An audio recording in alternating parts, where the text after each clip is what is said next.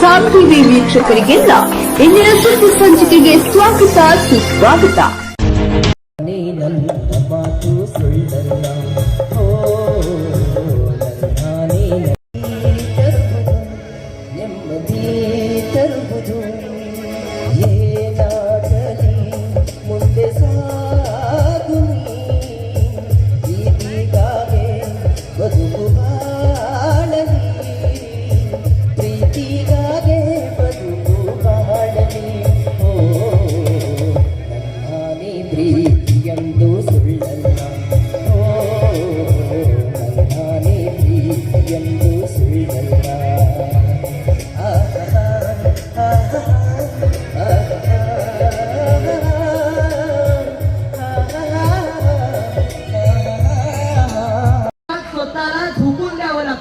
तेव्हा कुठे आपल्याला देश कळतो आणि या कळालेल्या देशातील सामान्य जनतेच्या भविष्यासाठी जेव्हा एखादं खंबीर नेतृत्व पुढे येतं तेव्हा एकच आवाज सर्वत्र घुमू लागतो की आहे कुणीतरी आहे सामान्यांचा कैवारी.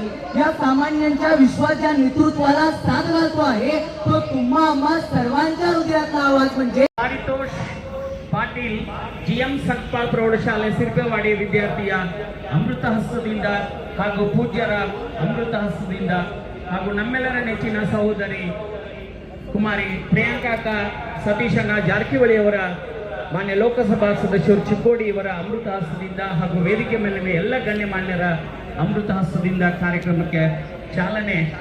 ಪ್ರತಿಭಾವಂತ ವಿದ್ಯಾರ್ಥಿಗಳಿಂದ ಪ್ರತಿಭಾವಂತ ವೇದಿಕೆ ಈ ಸತೀಶ್ ಶುಗರ್ ಅವಾರ್ಡ್ಸ್ ಇವತ್ತು ಚಿಕ್ಕೋಡಿ ಶೈಕ್ಷಣಿಕ ಜಿಲ್ಲೆಯ ಎಲ್ಲ ವಿದ್ಯಾರ್ಥಿಗಳಿಗೆ ಈ ಭವ್ಯವಾದ ವೇದಿಕೆ ವರದಾನವಾಗಿದೆ.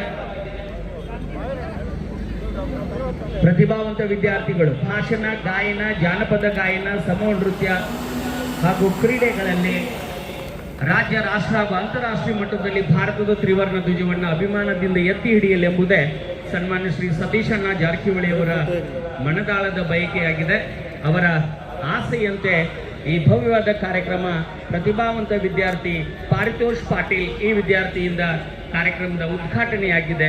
ಜ್ಯೋತಿ ಬೆಳಗೋದರ ಮೂಲಕ ಕಾರ್ಯಕ್ರಮಕ್ಕೆ ಚಾಲನೆ ದೊರೆತಿದೆ. ಎಲ್ಲ ಗಣ್ಯರು ಮತ್ತು ಪೂಜ್ಯರ ಆಶೀರ್ವಾದ ಈ ಕಾರ್ಯಕ್ರಮದ ಮೇಲೆ ಇರಲಿ ಅಂತ ಹೇಳ್ತಾ ಈಗ ಪಾರಿತೋಷ್ ಪಾಟೀಲ್ ಕಳೆದ ಸಲದ ಪ್ರತಿಭಾವಂತ ವಿದ್ಯಾರ್ಥಿ ಈಗ ಈ ಕಾರ್ಯಕ್ರಮ ಉದ್ದೇಶಿಸಿ ಉದ್ಘಾಟನಾ ಪರ ನುಡಿಗಳನ್ನ ಆಡಲಿದ್ದಾನೆ.